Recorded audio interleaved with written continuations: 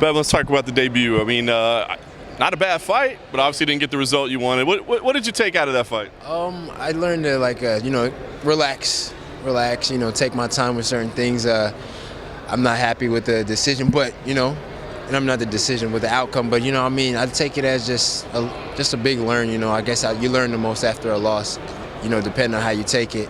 I fought a really good guy.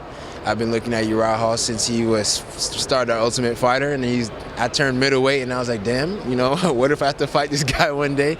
And they gave me the offer to fight him. I was like, I'm gonna fight Uriah Hall, guys. So I look at it as a challenge to myself. I took the fight, and I'll do it again if the opportunity ever came. And it was a great opportunity. I learned from him, and I just learned from that whole experience. It's a very mature way of looking at it. I wonder, did you feel that way immediately after the fight, or did it take you a little while to get to this point where you can accept it that way?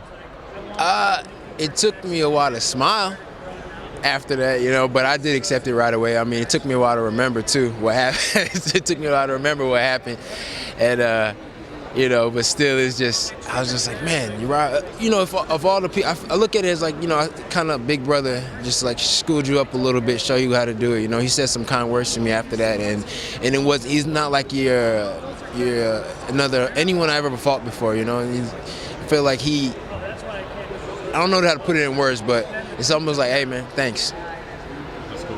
So give me an idea, man. You move past that, you take the lessons out of it. What's the focus been on since? I mean, what changes do you feel like you had to make coming into fight number 2?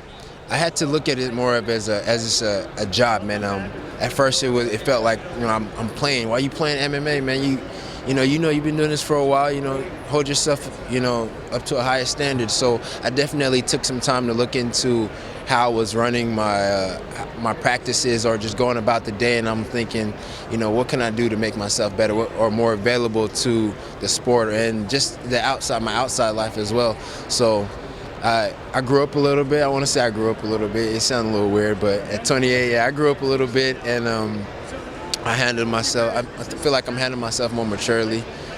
Different approaches as far as training, how I'm gonna get it done, when I'm gonna get it done, and how I feel.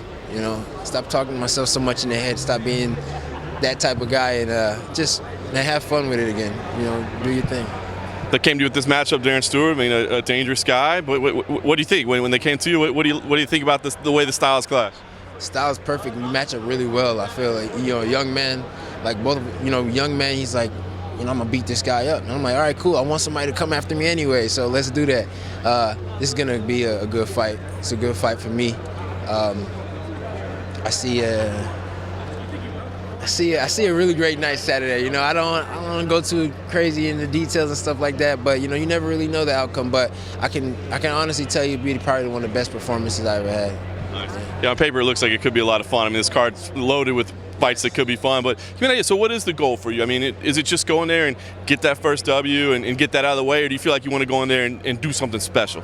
Man, I always want to do something special. It's hard for me not to. It's hard for me to sit back and was like, I'm just gonna get this dub. I would like to get the dub. I'll do anything within my physical power to get the win.